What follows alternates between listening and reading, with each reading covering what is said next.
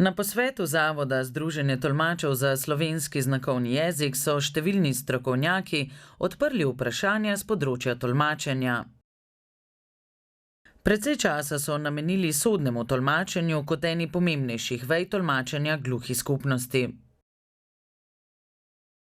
Lahko je v civilnih postopkih, lahko je v kazenskih postopkih, skratka vse, kar je vezano na pravosodje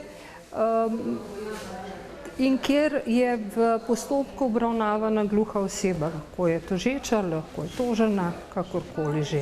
Skladno z zakonom o uporabi slovenskega znakovnega jezika imajo gluhi pravico uporabljati svoj jezik na sodiščih. Seveda, če so to pravico uveljavili, vedno obstajajo dileme, kako je z povedanim v sodnih dvoranah. Mi gluhega lahko hitro ocenimo, ali postopek razume ali ga ne razume, in menim, da je dolžnost tolmača, da na to opozori. Dolžan je tolmač opozoriti sodnika, odvetnika, da pove to preprosto, jasno, tako da bo gluhemu razumljivo, da potem vemo, da je dosežen cilj in namen tolmačenja. Številni tolmači pravijo, da se od njih pričakuje, da so asistenti, pomočniki vzgojiteljev, spremljevalci, taksisti. A tolmač naj bi bil zgolj prevajalec, so si bili strokovnjaki enotni. Mi tolmači imamo svoje kompetence in bistvena kompetenca je tolmačenje iz enega jezika v drugi jezik.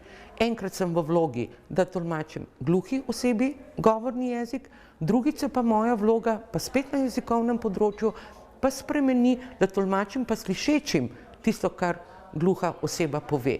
Torej, nikakor ne morem izhajati in delati po navodilu ali slišečega ali pa gluhega. Zaradi tega se mi zdi, da je pomembno, da se ohrani ta identiteta poklica tolmača. Evropsko združenje tolmačev je letos pripravilo konferenco, na kateri so razpravljali o tolmačenju znakovnega jezika v govor. Udeležili so se je tudi slovenski tolmači, ki so rezultate predstavili na posvetu. Ena največjih ugotovitev te raziskave in pa tudi konference je, da tolmačimo iz znakovnega jezika v govor, ki je v večini primerov tolmačev materni jezik, pa vendarle nam predstavlja večjo težavo in manj suverenosti, kakor tolmačenje iz govora, ki je naš materni jezik, v drugi jezik, torej v znakovni jezik. To je ena največjih ugotovitev in potem posledično vprašanje, zakaj nam predstavlja tolmačenje v materni jezik toliko težav. Dobro bi bilo, da sistematično učenje znakovnega jezika postane del vsakdana gluhe skupnosti. Vrtci, osnovne in srednje šole bi se morale vključiti v ta proces. Tolmači bi svoje delo opravljali precej lažje, če bi se gluhi učili znakovni jezik na enak način, kot se slišeči otroci učijo slovenščine. Velika razlika je v učenju besednega jezika in učenju znakovnega jezika.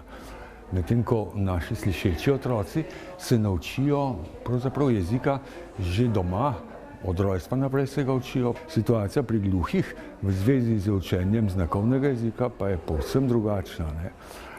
Posameznik se nauči jezika v primeru, da ima gluhe starše in se od njih nauči znakovnega jezika.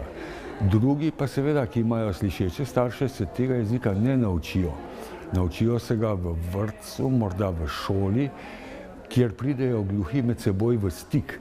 Vendar se učijo nekega socialne komunikacije, ne učijo se pa zbornega jezika, ker tega ni. V šoli pridejo otroci iz različnih koncev in krajev in isti pojem pokažejo na različne načine. Striktnega pouka, nesistematičnega pouka znakovnega jezika pa ni.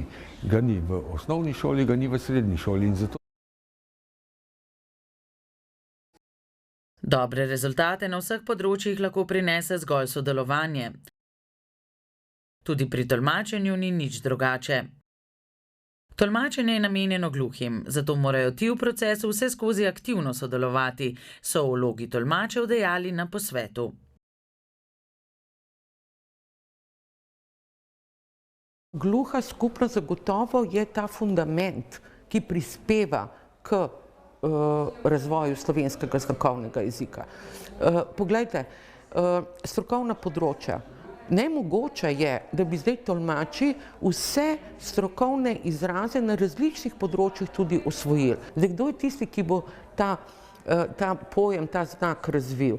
Jasno, da tolmači in gluha skupnost.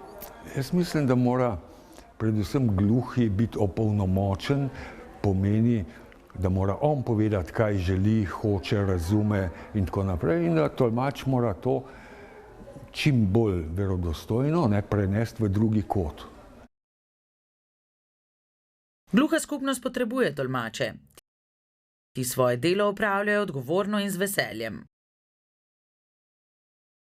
Veliko jih je na posvetu dejalo, da se pri vsakem tolmačenju naučijo ogromno koristnega tudi zase.